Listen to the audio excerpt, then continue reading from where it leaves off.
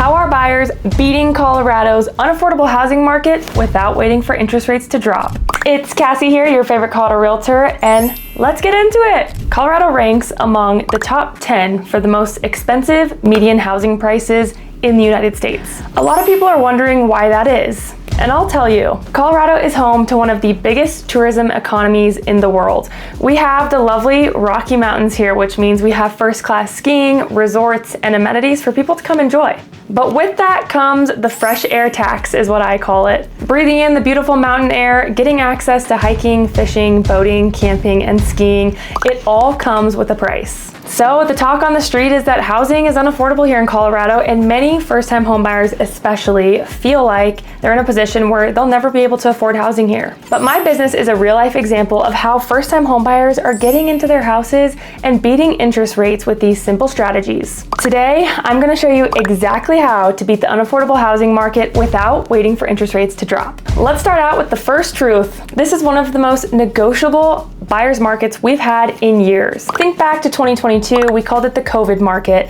and buyers had zero leverage in this market. Now, fast forward to 2026, and buyers have a lot of negotiation power. You just have to be working with the right agent who knows exactly how to help you on that journey. So stop being that person that waits on the sidelines and start being that person who comes prepared, educated, and ready to go.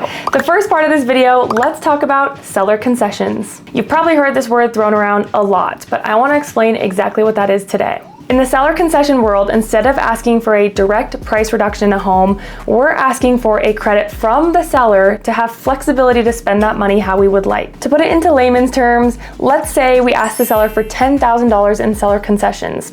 Let's say the seller says yes. That $10,000 is now put into a pool for you to use. You can prepay taxes, insurance, HOA dues, buy down your interest rate, cover closing costs. That money is flexible for you to use depending on your financial situation. If we ask for a direct price reduction in the home, that money is locked up in the price reduction. You cannot use it or diversify it for different options. So seller concessions actually goes a lot farther than a price reduction because remember, your monthly payment is amortized over 30 years. So if you take a $10,000 price reduction, you might save about $20 month to month. But if you take a $10,000 seller concession, you might be able to reduce your interest rate a whole half a point. And that could save you about $100 per month depending. And I don't know about you guys, but $100 a month goes a really long way. That could get you some groceries, another tank of gas. So it definitely matters when it comes to purchasing your house. Okay. Point number two, which I vaguely touched on earlier, but it's interest rate buydowns. So there are two different types of interest rate buydowns. One is temporary. So this is going to be an interest rate buydown that impacts your payment more, but over a shorter amount of time. So if you get a 1-year temporary interest rate buydown, you might get a whole % off in your rate. So let's say you locked in your interest rate at 5%. This temporary buydown could get you a 4% interest rate, but only for the first year. A permanent interest rate buydown, which most of my folks prefer to use, is permanent for the full 30 years of your loan, but it doesn't have as significant as an effect on your payment. So you might lock your interest rate in at 5%. Your permanent interest rate buydown might get you to about 4.75%, but remember, you're saving hundreds of thousands over that 30-year time period that you're paying interest. So what should you do if you're a buyer, and how do you know if a temporary buydown is the best option or a permanent buydown? This is a great question. Once you work with the lender who has your back, you're going to be able to sit down and figure out what amount of money goes the farthest, depending on your situation, the house that you love. That takes me to part 3 of this video, and that's new construction incentives. As you know, Colorado is very much developing, especially if you're up here in northern Colorado. If you're not considering a new build, it's something that I would highly recommend you look into. Make sure to bring a real estate agent with you when you go, otherwise you could be missing out on things like closing costs, washer, dryer, blinds, little things that over the long term are a really big deal. Builders have inventory that they want to move. They also are able to offer things like 3.99% fixed interest rates. I was able to help clients like this family here who thought that they would never be able to afford a single family home that fits all 3 of their children. We were able to get them into a new build on a corner lot with a full fenced in yard, landscaping fully done, blinds, washer, dryer, closing costs covered. They got a 3.99% interest rate and their payment was less than their townhome. That's huge. So definitely click that link below in my bio if you want to learn more about that. Number 4 of this video is off-market opportunities.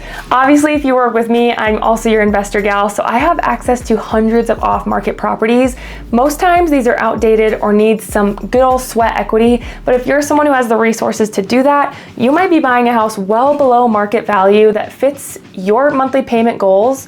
You just got to put in a little bit of that work in the long run. And a lot of people won't take on an outdated home project, so if you're willing to do that, you have even more negotiation power to make sure you're in a really good position. Part number 5 of this video is using days on market to create equity. Obviously, the longer a home sits on the market, the less demand it has. We always say that the first 30 days of your house being listed are the most crucial because you get the most eyes on your home, it's very fresh, and it's kind of your one shot to really sell the place. So anything that's on the market after 30 days, I always tell my clients, let's analyze the neighborhood, look at the average days on market versus price point that things close at, and make a decision on whether we should negotiate price, seller concessions, or even move on. Typically, the longer a house sits on the market, the more motivated a seller becomes to get it sold. Remember, the longer that they're staying in that house, the more it's costing them. So that could be an advantage to you as a buyer in order to decrease the unaffordability in the market. And last and final part is part 6 of this video. Your lender matters more than you think. Lenders offer different rates for closing costs, interest rates, and other fees. You need to make sure you're working with someone that's reputable, but also has the cheapest fees on the back end. Why would you want to pay more closing costs if you don't need to?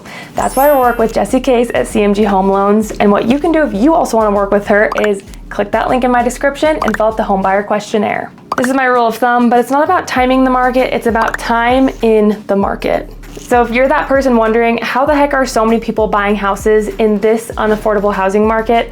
I'll tell you this. They're winning by negotiating seller concessions, getting interest rate buydowns, taking advantage of builder incentives, finding off-market opportunities, targeting homes with longer days on market, and working with a lender who knows how to maximize affordability. There are incredible opportunities out there. You just need the right strategy. So remember to follow all of my social media, Instagram, TikTok, Facebook, and YouTube. And make sure to click that link below, fill out the buyer's questionnaire so you can start planning and working with me. It's Cassie here, your favorite call to realtor, and I'll see you on the next episode.